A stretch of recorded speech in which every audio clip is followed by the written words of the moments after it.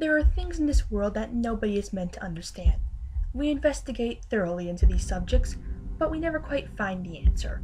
It frustrates us to no end, so we begin to make things up. We pretend that we understand that which we do not. We pretend like the world makes sense, but does it? We ask a million questions and get twice as many answers. But we are being told by people like us, people who don't understand. As we do not understand the world, it only suffices to be that we do not truly understand the people that live in it. Each person is born for a very specific reason, a path they follow from birth. We try to alter the path by wandering off the road, but in the end, we always travel back to the same road. We always follow our destiny. Sometimes, the people we get the least, the timid little girl huddled in the corner, or the hostile young boy that shuns all human interaction, are the ones who have the most prominent place in our world. They are the ones who alter what we know, the ones who will open and close doors. There are many people who are meant to answer our ever bothersome questions, but in the end, the question is still not answered. The reason? There are things in this world that nobody is meant to understand. Mark Heron spent his entire 18 years feeling like nobody truly understood him. His friends didn't get what he thought, his family was blind to the troubles he had, and everyone else just pushed him off as some sort of anomaly. When people were vividly interacting with one another, smiling and laughing, Mark was always off in the distance, watching, and wondering why people were the way they were. Did someone do this on purpose? Did someone create a corrupt race of beings that would forever misunderstand and shun poor, innocent people such as himself? He often wondered. As he walked down the street, the birds singing in beautiful harmony, and the wind howling a little in his ears, Mark kept his eyes down, those powerful blue orbs radiating a strong sense of hopelessness, but his mind shutting it down entirely. He only wished that people would stop hating him. He wished people would understand him. Ever since he graduated high school, which was probably a few months ago, Mark only left the house to walk to the library. He was very quiet and very quick. The librarians seemed to be friendly enough, but he imagined even they thought he was strange. Nobody truly liked him. No one at all. Abruptly, Mark came to a halt. He blinked blankly, staring at the path ahead of him. There seemed to be something waiting ahead for him, something he wasn't sure how to identify. "Hello?" Mark asked weakly, receiving no response. He then brought up his hands, rubbing them in his eyes and blinking several times before looking again. When he did look again, the darkness fleeing from his vision in small flecks, he came to see that nothing was actually there. "Seeing imaginary people again, midget?" asked an audacious voice from behind. Mark didn't need to look to know who was coming at him. He kept his gaze low as he walked on, trying to ignore the boy behind him as he came riding by the skateboard. So, who was it this time? Was it another demon? There was a loud laugh, but Mark worked hard to ignore it. It wasn't his fault. Sometimes he just saw things that he couldn't explain. Perhaps they were never there to begin with, but he liked to imagine that they existed, and that he had special eyes, that only he could see these things. Unfortunately, people could never allow Mark to live it down. Every time he claimed something was there that wasn't. The boy, who was much taller than Mark, raced in front of his path, leaping off his skateboard and holding it in his grasp.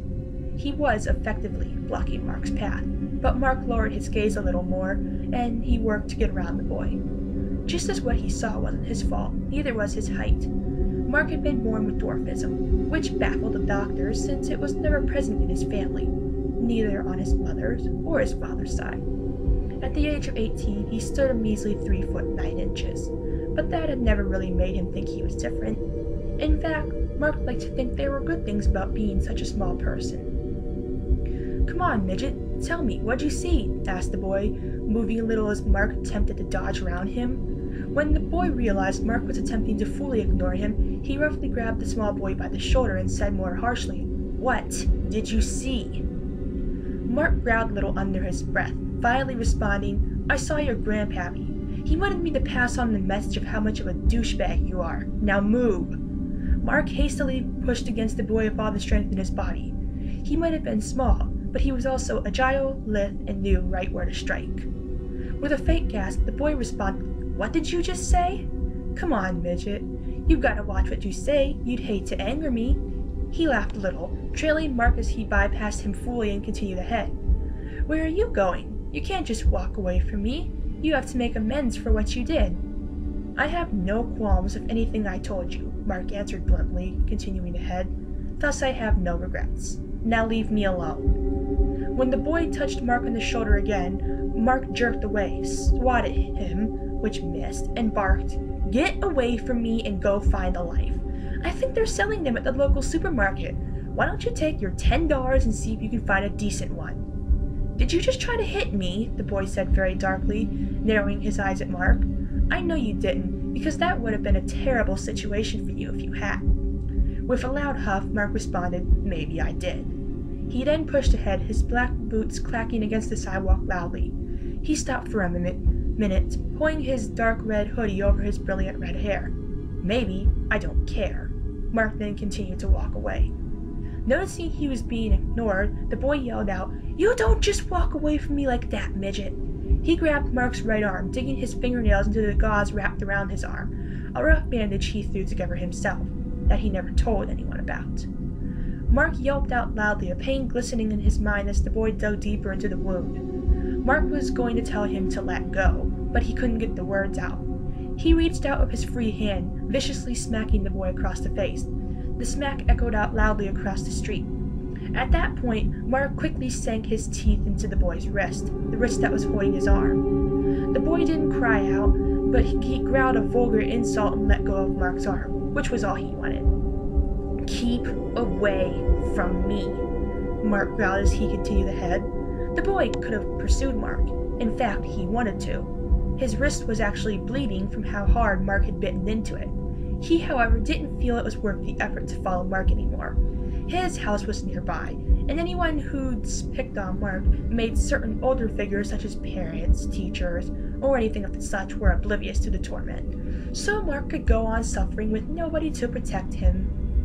Mark licked his lips, the metallic taste of blood still on his tongue. He hated that he had to resort to biting people to get them to go away.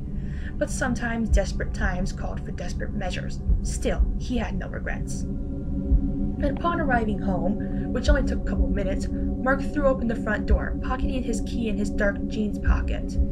His parents weren't stalking the door as they usually did, and he thanked the heavens that he didn't have a nosy sibling. He was able to come and go without the family bothering him. Before he could opt to move in the slightest, Mark heard a quiet meow from behind him. He glanced down, spying the light brown cat with a slim body and a long tail. The cat was staring up at Mark with its beautiful amber eyes, waiting to see what he would do. Mark lowered himself to one knee, stroking the cat on the head. "Hi there, Lynette," he said kindly to the cat, continuing to stroke her softly. Her fur was short, but he still found it very soft to the touch. "How was your day today?" Lynette closed her eyes, but Mark never minded that his cats didn't answer him. "Have you seen Dark Racer?" Dark Racer was his other cat, and had long midnight black fur and bold blue eyes. He wasn't as affectionate as his female companion, and most of the family didn't appreciate that, but Mark loved him just as much. Lynette opened her eyes, staring at Mark blankly. Sometimes Mark wondered if the cats understood him, perhaps even a little. Then the cat meowed again. She turned around, trotting off slowly into the kitchen. Before he could abandon the living room and dash to his room for some peace and quiet, a gentle female voice called out, "Mark, is that you?" Immediately, Mark glanced towards the kitchen, making his way there. "Yeah, it's me, Mom," Mark answered, glancing into the kitchen to see his mother sitting alone at the table. "Do you need something?" With a shake of the head and a smile, his mother responded, "Not particularly." She kept her gaze held on his strong, even though Mark continued to stare at the ground. She frowned. "Mark, are you all right?" "I'm fine," Mark answered straightforwardly. He used to try and tell his mother about how he was bullied and whatnot, but she seemed really good at disregarding anything he said that sounded even the least bit negative.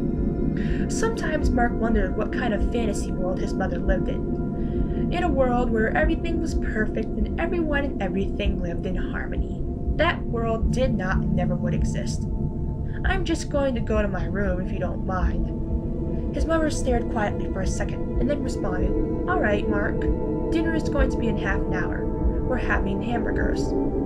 "I'm not hungry, Mom," Mark immediately answered. which was partially true and also somehow not. It wasn't quite so much as he wasn't hungry that he didn't feel like being around his family at all. He tried to get his mother to change her mind, but she hardly got the beginning of a sentence out before Mark turned around and departed the kitchen. He wasn't going to eat dinner with the family, and that was fine. So Mark did what he did best, lurked quietly in his bedroom. The room wasn't particularly large, nor was the rest of the house, but it never bothered him. He made his way to the window, glancing outside. The sun was still out, shining on the trees and the grass and highlighting every shade of green. At this point, Mark didn't really care. He didn't want to think about anything. He dropped to the floor almost too abruptly, wrapping his arms around his legs as he folded them up. He continuously searched the room, but either he wasn't looking for anything in particular or never found it, because he made no effort to move from his position. A while later, there was a loud knocking on his door. Mark didn't bother to check the time, instead simply calling out, "I'm not hungry!" Without any sort of warning, the door opened up, revealing his mother standing in the doorway. "Could you please knock or something? I don't like people bursting into my rooms. Anyways, as aforementioned, I'm not hungry, and therefore I won't be joining you for dinner." "No, I wasn't coming here to invite you to dinner. I already knew you were set in stone about not eating." His mother began to answer, and Mark kept a somewhat close eye on her, wondering what she wanted. "I'm just here to ask if you'd like to go somewhere else." Immediately, Mark threw his full attention on his mother. "Somewhere else?" he asked uncertainly. "Like how?" His mother frowned a little. "You're just so unhappy here, I can tell. You ignore everyone, you skulk in your room." She trailed off for a while, but Mark patiently allowed her to collect her thoughts. "You never say anything, but I can see it in your eyes. You're unhappy here. I don't know what's bothering you, but you never seem to be happy. I just wanted to know if you'd like to go live somewhere else, somewhere where you can be happy." Mark considered telling his mother that nothing was going to change the way he thought. Nothing was going to make him happy, to make him smile. Finally, he answered, "No, I'm fine here, Mom. It's all right. I'm 18. I'll get over it." His mother didn't seem convinced fully, but she did drop the conversation and depart, quietly closing Mark's door behind him. Mark rose from the spot he was huddled in, making his way to his bed. He sat down in the bed creaking a little as he sat. He heaved a loud sigh, glancing around the room. There were many interesting things in his room, all of them organized in Mark's special organization method. His mother called it mess, but he liked to think of it as chaotic order. Hanging on the wall, hidden behind a wall of glass, was a whip. It was a collector's item, but sometimes Mark would take it out and mess with it. If his mother had known that he was practicing with it, she hardly would have liked that. She hardly even liked the fact that he chose to buy it in the first place. It took a while, but evening fell, and Mark began to get up, to wander around his room. The first place he went was to the window, to watch the yard now that it was shrouded in darkness. He stared quietly, searching the yard and identifying objects in the black. Then he stopped. Something different was in his yard, something not meant to be there. He considered calling out to it, to throw open his window and catch its attention, but he decided against it. He lowered his gaze nervously for a moment, and then looked again. Gone. Nothing was there. Had he imagined it? Mark laughed a little. He probably had imagined it. Nonetheless, something was obviously bothering Mark, for he slept very on and off that particular night. He woke up as if he were on some sort of timer, several times. He kept fighting to go back to sleep, but he finally decided against it as the digital clock at his bedside declared the time as being 6 in the morning. His family was going to be waking up soon anyways.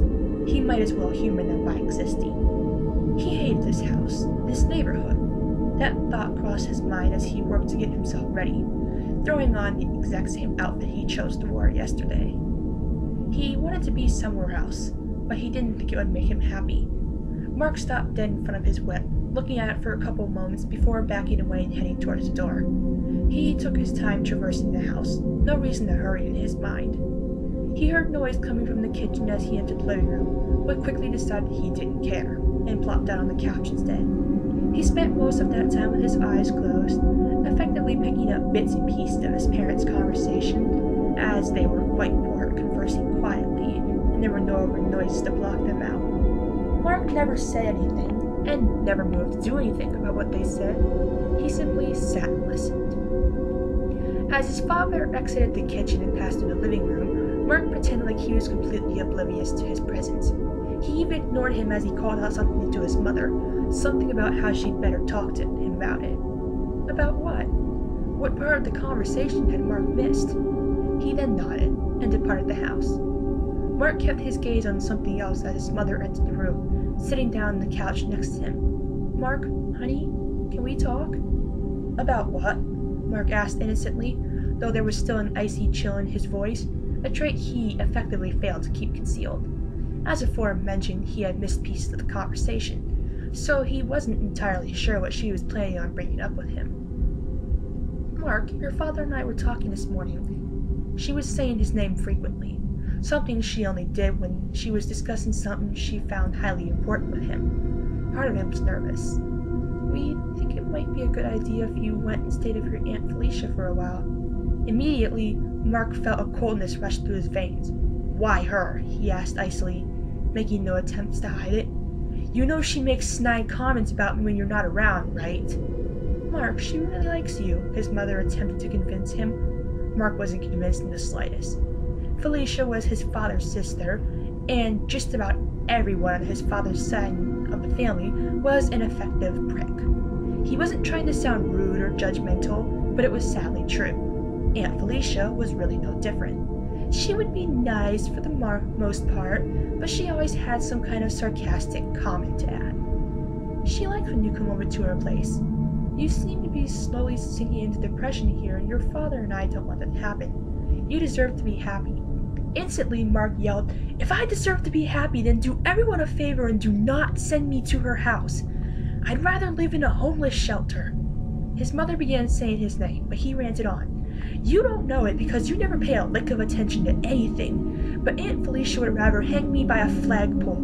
Last time I was over at her house, which was thankfully 2 years ago, she called me a very nasty word that I don't plan on using when anybody else was in the room." His mother finally got in. Mark, calm down, honey." Mark snarled, but unwillingly cut his rant short. "I'm sure whatever Aunt Felicia said wasn't meant to come across as harsh. I'm sure she would feel awful if she knew that she upset you." Mark knew the only reason Aunt Felicia came into the picture was because anybody else he was related to lived at least halfway across the state, if not in another state altogether. At times, it happened to be convenient that nobody was close enough for him to make frequent visits to. "I think staying at Aunt Felicia's for a while could be a good thing for you. And if I'm somehow wrong, you wait the weekend and call me. Please, Mark?" With a powerful sigh, Mark responded, "Fine, I'll do it. But only because I know you're not going to drop it." Mark's mother smiled at him cheerfully, thanked him, and hugged him. Then she left to prepare. As his mother left the room, picking up the phone and dialing in his aunt's number, he prayed, and he wasn't the religious type, that somehow Aunt Felicia would say no, that perhaps she was busy, or she finally admitted that she didn't like him and didn't want him in her house. He sat in front of the television, watching a show about cats, while his cat, Lynette, goodness knows where Dark Racer was, sat in his lap, gently being stroked. Mark would sometimes speak to his cat, telling her how horrible Aunt Felicia was, and how much he hoped he wouldn't have to go. He told her things like how she acted, and his hopes of her being busy. Most important, he told Lynette how he would miss her and Dark Racer. The conversation seemed to last forever between his mother and Aunt Felicia on the phone, and he stayed ever hopeful. Eventually, though, the conversation ended, and his mother came out, telling him to pack because he was leaving tomorrow. Mark hissed a vulgar word under his breath, just quiet enough to where his mother had been able to hear it. The rest of the night was painful for him. Mark grumbled darkly as the car raced over a bump in the road. He absolutely loathed the fact that this was happening. How was this supposed to make him happy? There was no library in the area, which would have been nice because it would have given him a good escape, and he couldn't bring his cats because apparently Aunt Felicia was allergic to cats. Sure she was. Sure. He gazed strongly out the window, effectively ignoring every single form of conversation his mother attempted to strike up with him. All he did was watch the scenery, staring as the buildings of the city began to turn into sprawling forest, the abandoned nothingness that his Aunt Felicia chose to live in. Eventually, the car turned into a long driveway and parked. Mark grumbled a little before making his way out of the car, moving to collect his things from the trunk. He figured at the very least he would only have to stay the weekend. His mother promised him that if after the weekend he wasn't happy, he could call her and she would come get him. 2 days with Aunt Felicia. Could he survive that? As he lugged his things inside, Aunt Felicia and his mother stood in the driveway, babbling on about goodness knows what, and effectively offering Mark absolutely no help with his bags. He wanted to smack Aunt Felicia in the head with one of his heavier bags and spit at her to help, but he would never get away with it with his mother standing 2 feet away. Eventually, he came out to collect the smallest bag and move tickets to the guest room. His mother then returned to the car, called her farewells, and departed. Mark sighed as she left, now left with simply him and Aunt Felicia in the driveway. He avoided her eyes as he carried the smallest bag into the guest room. "You don't have the cats, do you?" Aunt Felicia immediately asked as he came into the living room. It had only been 2 minutes, and already she had managed to say something to annoy Mark. Mark rolled his eyes and responded coldly, "Oh yeah, I totally have the cats. I thought I'd just shove them in the smallest suitcase I have and bring them to the house with someone like you, because I thought they would just love you. I'm sure Dark Racer would just adore you." He coughed. "Of course I don't have the cats. Now if you don't mind, I'm going to my room." To Mark's surprise, Aunt Felicia didn't try to stop him, didn't try to make something up that he had to do for her, which he would have vibrantly rejected to begin with. The guest room was a bit bigger than his room at home, but he didn't really care. He hardly bothered unpacking anything since he figured he wouldn't be here for long. He just took out the most important things and declined everything else. The only reason he packed so much in the first place was so that his mother wouldn't get suspicious of the lack of stuff he was bringing. There was a loud knocking on the door, which Mark pretended he hadn't heard. "Dinner will be in 5 minutes. We're having meatloaf. Eat it, like it, then get out of my way," his Aunt Felicia hissed. He waited for the sounds of her departing footsteps. Mark spent the entire time on his laptop. He had managed to convince Aunt Felicia a couple years ago at his last visit to give him the password to the internet, and he imagined the only reason she agreed to was because his father and his mother had been standing right there. She must not have changed it because his computer automatically connected to it as soon as he logged into it. When dinner came around, Mark effectively completely ignored that, even as Aunt Felicia howled at him to come and eat. Eventually, she gave up, and Mark was able to sit on the bed alone, browsing through the internet, looking at whatever he happened to come across. Darkness had fallen before Aunt Felicia opened the door, without knocking, which didn't surprise Mark in the slightest. As soon as she came into the room, an action which Mark didn't so much glance out of the corner of his eye for, she growled at him, "You missed dinner." "Did I?" Mark asked, keeping his eyes on the computer screen as he clacked away on the keyboard. "I didn't notice. I hate meatloaf anyways. I'll eat in the morning." At first, Aunt Felicia was quiet, and he knew that meant she had no comeback for him. He was lucky that she wasn't the most street-savvy person out there. She didn't know how to respond to anything save for her select few snide comebacks, a list that he probably could have written the short non-fiction book about. Then she finally said, "I don't know what kind of game you think you're playing with me, but you'd better watch it. Your parents left you with me, and I own this house. You're just a little 17-year-old who does what he's told and watches what he does." Although he knew it would have been pointless to point this out, since he had already done so when she purposely got something wrong, Mark decided to quietly add anyways, "Actually, I'm 18, if you'd learn to count." "You better watch what you say," Aunt Felicia immediately threatened, a threat Mark easily ignored. "I'm watching you." She then turned around and departed the room, leaving Mark by himself. Mark spent the next couple hours watching videos online, smiling sometimes, but never laughing, since he was bothered about the fact that Aunt Felicia might come in and yell at him for being too loud, and in a vulgar fashion, tell him to be quiet. A while passed before Mark finally glanced at the clock hanging on the wall. It was late in the evening, around 8 o'clock. He could still hear noise coming from the living room, mostly sensors. Whatever his Aunt Felicia was watching was obviously high in the vulgar scale. Probably some idiotic reality TV show. Those were so stupid. Mark tried to lay down to go to sleep. The more he slept, the less he had to put up with Aunt Felicia. At least, that was his strategy. About 5 minutes passed, and it was still impossible to go to sleep. 10 more minutes. Then Mark boisterously screamed, "Turn down the damn volume! It sounds like you're setting off fireworks in there. Nobody wants to hear your reality television crap." He didn't need to wait long for Aunt Felicia to come bursting into his room, a powerful anger flaring in her eyes. Mark just glared. "Don't tell me what I can and can't do with my television. Shut up and get over it with it." Aunt Felicia hissed darkly at him, showing just to what degree she hated him. Jumping out of bed and boldly approaching Aunt Felicia, he casted a finger across the room and barked, "Get out! Get out right now! I don't need you and your sarcastic crap, so if you could just do everyone a favor and leave, that would be great." She didn't move in the slightest, so Mark pushed against her with all the force in his body, sending her stumbling back. "Get out!" "Did you just touch me?" Aunt Felicia immediately growled at Mark, brushing herself off and approaching him. "You're in my house, and you need to learn what you can and can't do. Striking me is definitely a no." Mark grumbled something under his breath. "Have something you care to share with the group, brat?"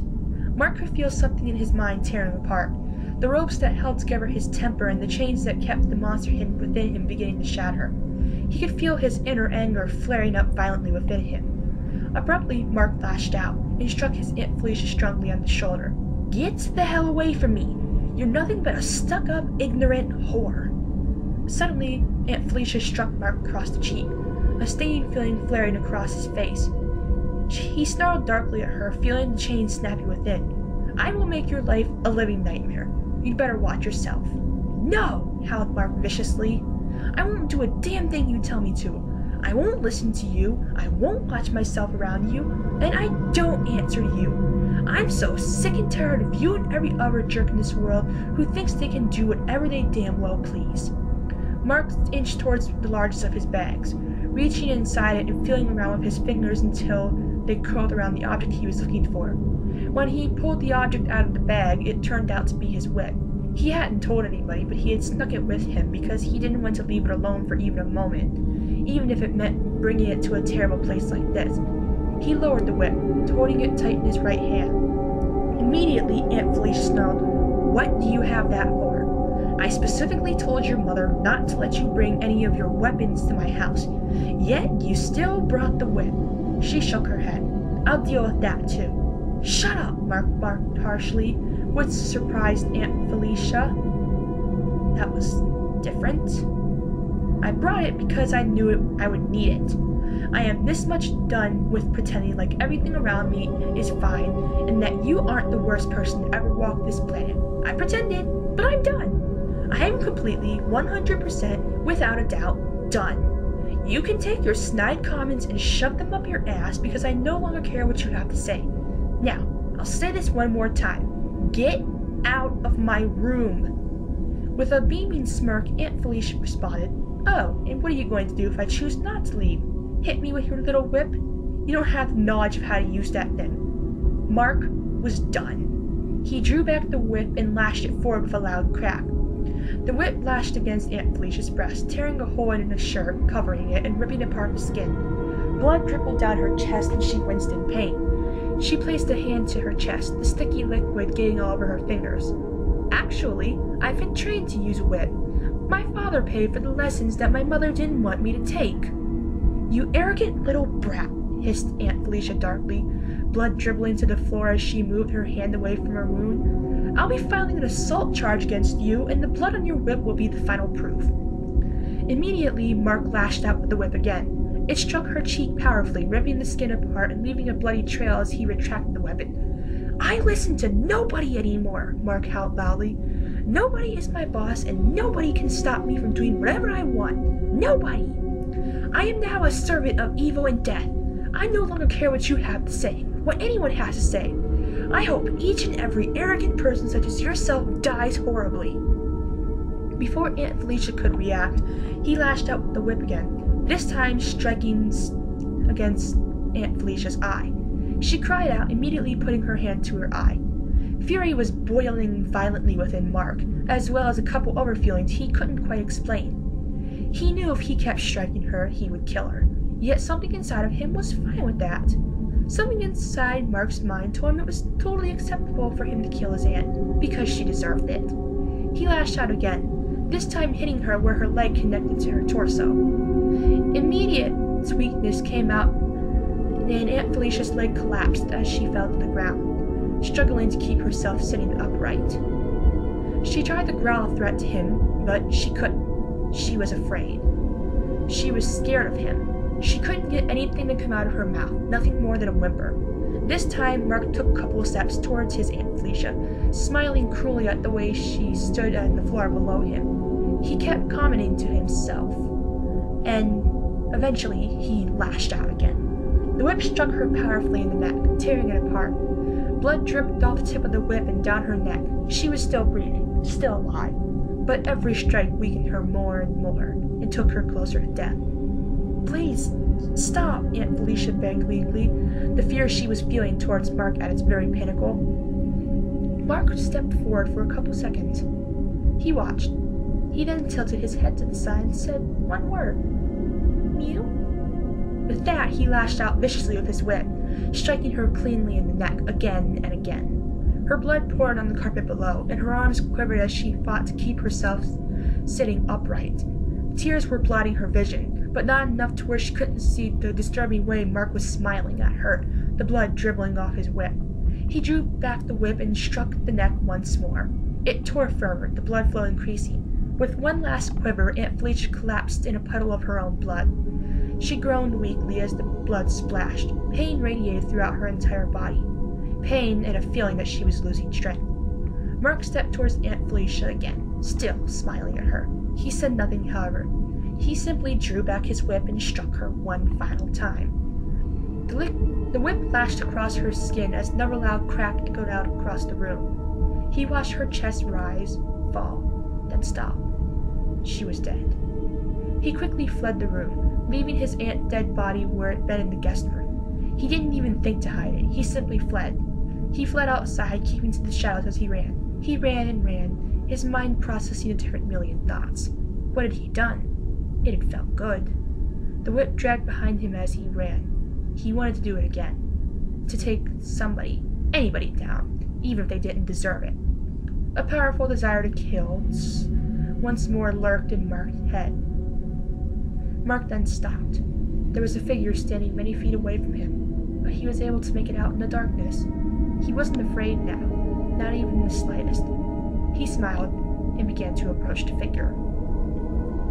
18-year-old Mark Heron was the prime suspect for the murder of Felicia Heron. He was last seen fleeing down the street, which had managed to catch a couple people's attention. Inside the house, Felicia's cold corpse was found with several vicious wounds, obviously caused by a whip. Yet, when people went looking for him, his trail was quickly lost. It was almost as if he vanished in the middle of the street, vanished without a trace. That couldn't be true, though. Some people claimed they had seen someone who they think was Mark Heron. It had to be him. They had seen a short, red-haired boy lurking in the shadows of a whip as long as he is in height. It drags the ground behind him. People believe it to be him, except nobody can know for sure, as ever since that night, the killer had been seen wearing what appears to be a cat mask and cat ears. Sometimes he'll go after people, whip them to death, and for every target he pursues, he only has one word to say to them: